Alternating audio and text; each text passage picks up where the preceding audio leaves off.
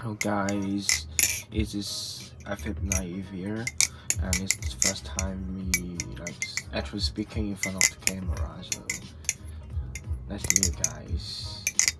And I just got enhanced the Sirius V2, which is made by the LDY balisong, and it's got tabs out of box. I don't know why. I'm a 20 soon, but it still sounds quite good, even though it's got tabs, and the play pretty bad compared to the lock design. Tolerance from the LDY balance is quite bad, actually, in my opinion.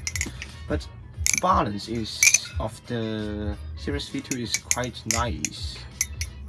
Like when you're doing some rollovers, fannings, trampolines stuff, it just like bringing you to do the moves. Yeah, it's a very great knife, in my opinion.